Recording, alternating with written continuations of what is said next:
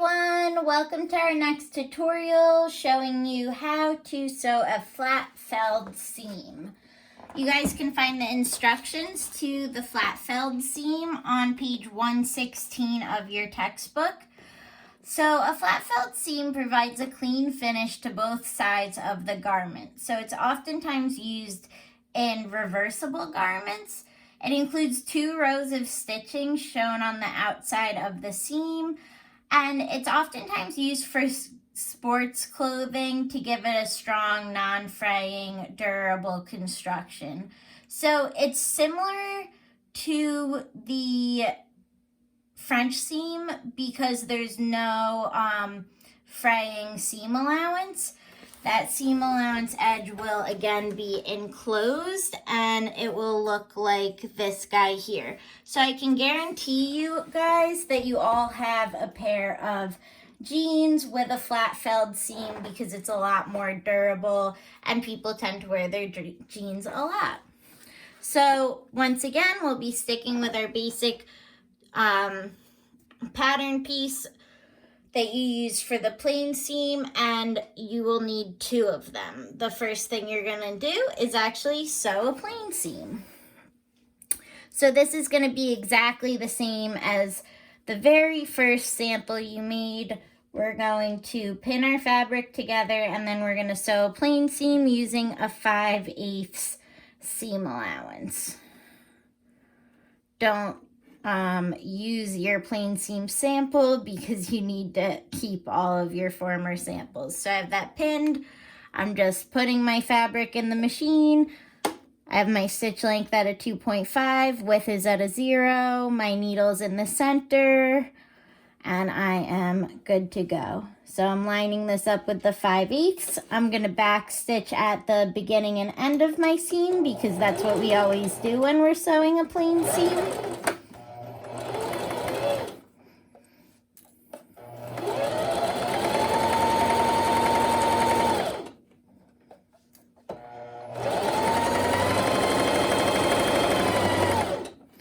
If you guys need more detail than that, you can always go back to my plain seam tutorial.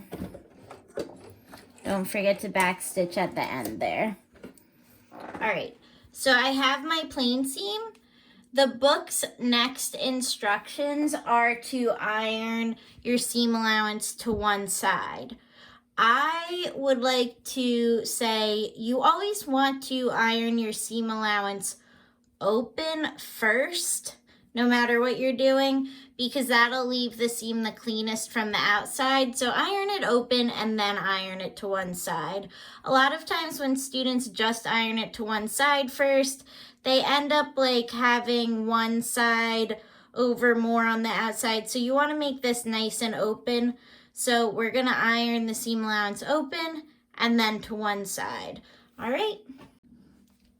Okay, so I ironed my seam allowance open, but before I iron it to one side, I'm gonna show you guys another trick that the book doesn't cover.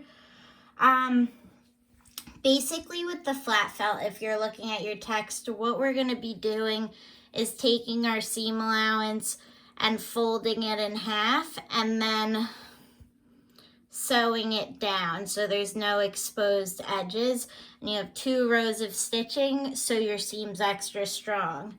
But a lot of times that's really bulky to fold 2 pieces of fabric the same length in half. So what we're gonna do to make it less bulky and to make it easier for you guys to sew is I want you guys to go ahead and cut one side of your seam allowance in half.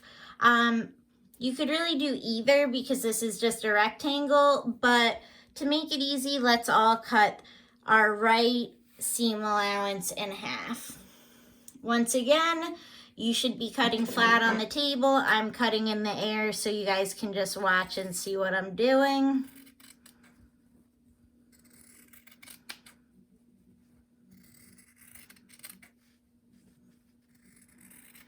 Okay, so I cut that in half.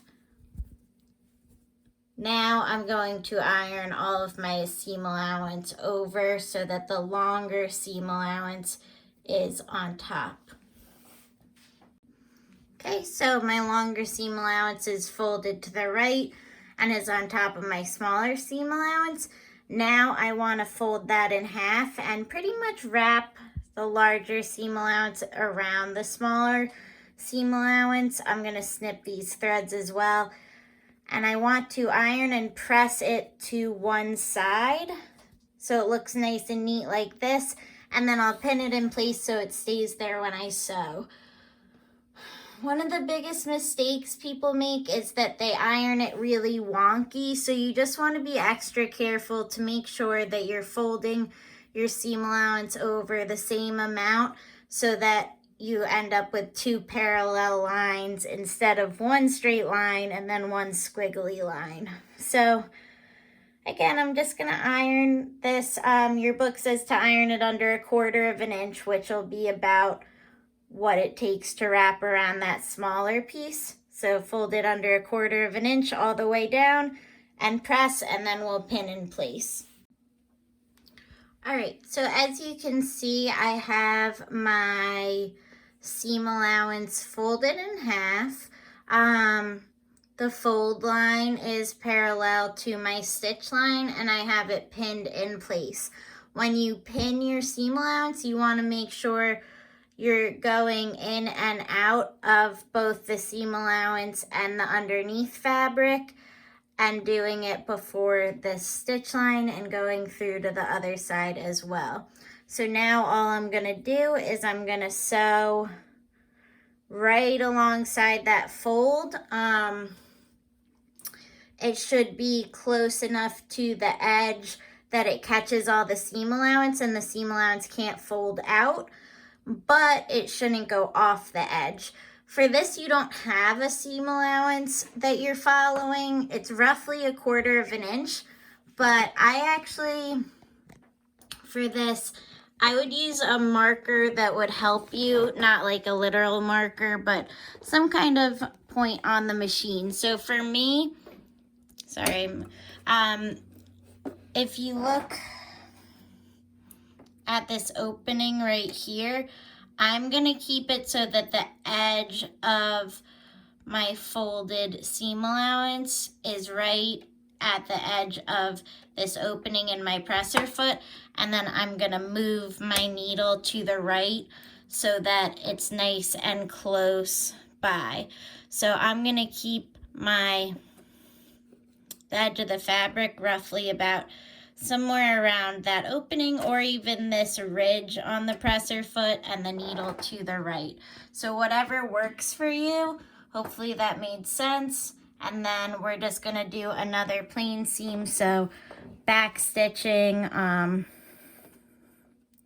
at the beginning and end, and keeping that 2.5 stitch length.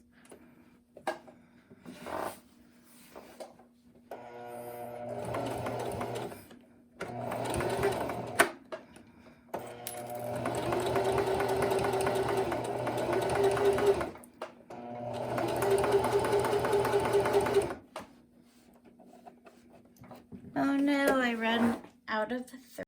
Sorry guys, I just had to pause to rethread, so I already have back stitching in. I'm just gonna back stitch again since I'm restarting, and I'll continue down the side of my fold.